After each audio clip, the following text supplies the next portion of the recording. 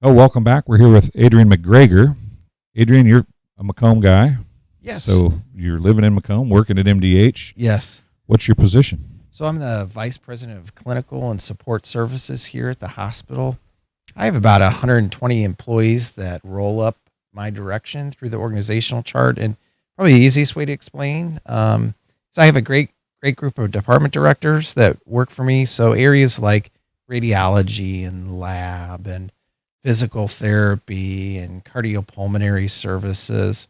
Those are kind of the main areas that roll my way. And then on the support side, pretty much all things with the plant, the facilities, keeping it clean, construction, all of that rolls up in my direction as well. So I never am bored, and I have plenty to do every day. So sometimes it feels like I just need more daylight than I need work.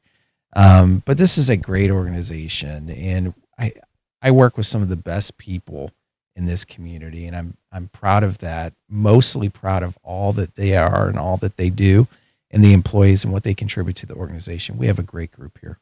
Well, two things that caught my attention in what you mentioned. There's been a lot of construction going on, so you've had a lot to deal with. Maybe we could hit on that. Sure. But I don't know that in any of the times that I've done these interviews that we've talked about keeping the facility clean. Yes. I think those are the forgotten heroes of this place, right? Because if any place needs to be clean, it's here. Yes. How important and how much effort goes into keeping a hospital clean?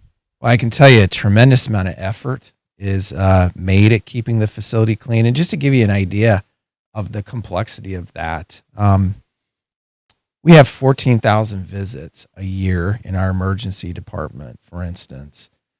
Everybody that comes to the emergency department is most likely having a bad moment of their day or could be a game changer for their year or even beyond. And so obviously that high volume, that equates to 40 or 50 patients a day.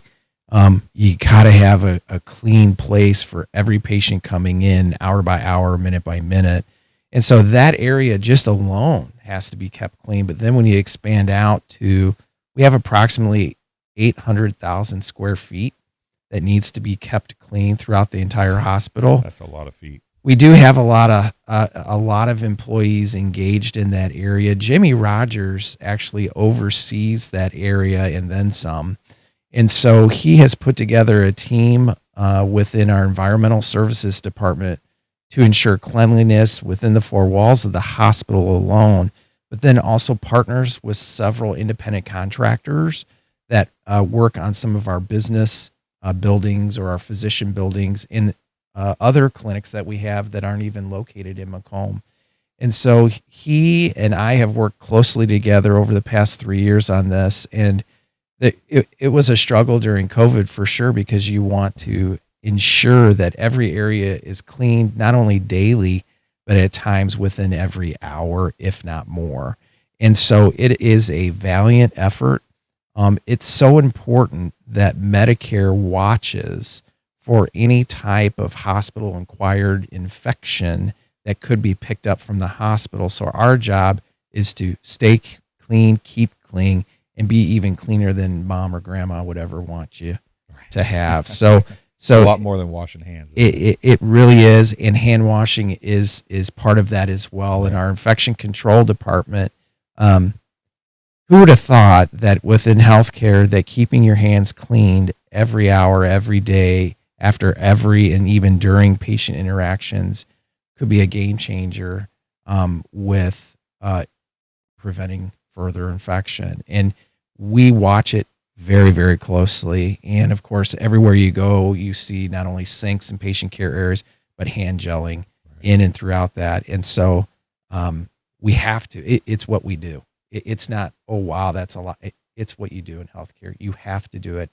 It takes care of patients. It takes care of practitioners. It is basic and fundamental, but when you do it, the outcomes are pretty clear. You help patient care.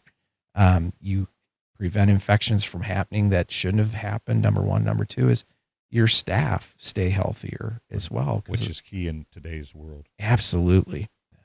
Well, Adrian, I greatly appreciate you coming and talking. And we just touched on some of the stuff that you deal with on a daily basis. So I'm sure we can talk to you again about some other things. You bet. But it was fun talking about the things that people kind of, I think, forget about a little bit, to get left behind. We talk about the doctors and the nurses all the time.